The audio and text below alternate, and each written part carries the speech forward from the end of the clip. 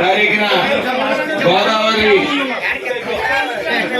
గోదావరికి వచ్చిన వరదల్లో గొల్లలకి చెందిన 34 గొర్రెలు అలాగే 2 గేదెలు కూడా గోదావరిలో కొట్టుకుపోయాయి. దాని నిమిత్తం గొర్రెలకు 1,20,000 అలాగే పాడి గేదెలకు 75,000 రూపాయలు ఈరోజు అందించడం జరుగుతుంది. మొత్తం 4 రైతులకు సంబంధించి డిఓహెచ్ ద్వారా కలెక్టర్ గారు శాంక్షన్ చేసి ఉన్నారు. ఆ చెక్కులు ఇప్పుడు వారికి అందజేయడం జరుగుతుంది. ముఖ్యంగా మొన్న వచ్చిన గోదావరి ఆగస్టు నెలలో వచ్చిన గోదావరిలో ఇవి గొర్రెలు గేదెలు కూడా కొట్టుకుపోయినప్పుడు రైతులందరూ కూడా వచ్చి పలకరించినప్పుడు ఇలా పలకరిస్తారు. ఇప్పుడు వరకు మాకు ఎప్పుడు కూడా ఏదైతే ఇన్సూరెన్స్ ఉందో అలాగే నష్టం ఉందో ఎప్పుడు ప్రభుత్వం నుంచి ఏ రూపాయి అందలేదు అని చెప్పినప్పుడు ఇది గత వైఎస్ఆర్ ప్రభుత్వం కాదు, ఇది ఎన్డీఏ కూటమి, మీకు త్వరలోనే వస్తుందని మాట ఇచ్చాం. అదే విధంగా ఇది నారా చంద్రబాబు నాయుడు గారు, పవన్ కళ్యాణ్ గారు, లోకేష్ గారి ఆధ్వర్యంలో మరి ఈ యొక్క ఎన్డీఏ కూటమి 100 రోజులు ఎలా ఘనంగా ప్రజా సంక్షేమం కోసం ఆలోచిస్తూ అభివృద్ధి గురించి ఆలోచిస్తూ ముందుకు ఎలా సాగుతుందో ఇక్కడ డిఓహెచ్ గారు, విఏహెచ్ఓ గారు అలాగే ఏడీ గారు కూడా చాలా వెంటనే రావడానికి కృషి చేశారు. అదే విధంగా సుమారు ఆ రోజు జరిగిన ప్రాణ నష్టంలో కానీ ప్రాణ నష్టం అంటే ఈ పశువులు మేకలు కానీ గేదెలు కానీ నష్టం జరిగిన వెంటనే ఇంత త్వరగా వచ్చిన దాఖలాలు ఎప్పుడూ కూడా లేవు. మరి ఇవ్వడం కూడా ఈ కోట గ్రామంలో కానీ ఈ చుట్టుపక్కల ప్రదేశాల్లో కానీ తొలిసారిగా ఇక్కడ ఇవ్వడం జరుగుతూ ఉంది. ఏదైనా సరే ఈ ఎన్డీఏ కూటమి పూర్తిగా చిత్తశుద్ధితో ఉంది. ఓన్లీ రాష్ట్రం అతలాకుతం అయిపోయింది. మన వైఎస్ఆర్ ప్రభుత్వంలో మొత్తం రాష్ట్ర ఆర్థిక అభివృద్ధి పూర్తిగా దిగువ స్థాయికి వెళ్ళిపోయింది. మరి రాష్ట్రాన్ని పునర్నిర్మించుకోవాల్సిన పరిస్థితి జగన్మోహన్ రెడ్డి తీసుకొచ్చారు.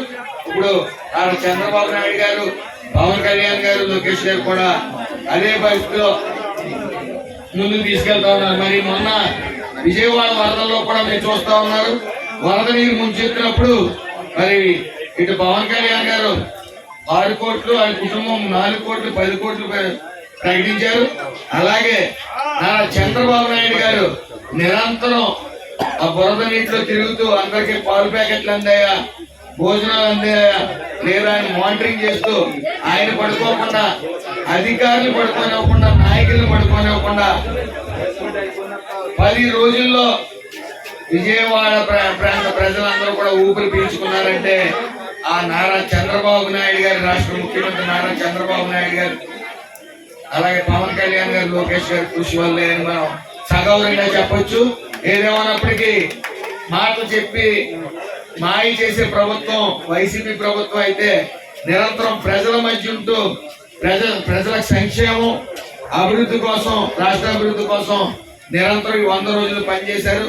మరి మీరు గుర్తించాలి, సుమారు 65.18 లక్షల మందికి 7,000 రూపాయలు అంటే సుమారు 4,403 కోట్ల రూపాయలు మరి పెన్షన్లకి వచ్చిన వెంటనే అందజేశారంటే అది సాధ్యపడే విషయం కాదు, అది చరిత్రలో లిఖించబడ్డ విషయం.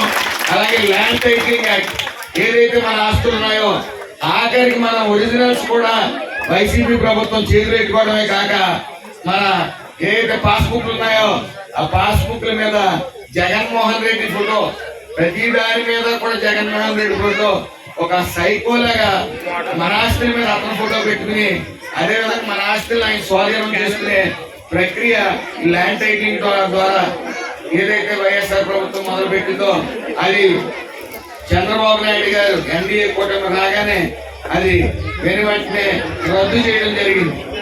అలాగే 5 రూపాయలకే అన్నా క్యాంటీన్లు ప్రారంభించారు. ఉదయం టిఫిన్ కానీ, మధ్యాహ్నం భోజనం కానీ, సాయంత్రం భోజనం కానీ మొత్తం 3 కోట్ల కూడా 5 రూపాయలకే అన్నా క్యాంటీన్ వద్ద ఆహారం చేయడం జరుగుతూ ఉంది. ఇలాంటి ఈ 100 రోజుల కార్యక్రమంలో ఎన్నో చేసుకుని ఎన్నో చేశారు.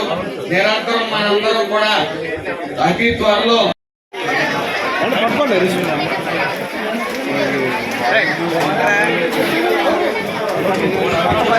కూర్చోండి అన్న అన్న ఒక 10 నిమిషాలు స్టేజ్ ఎంతో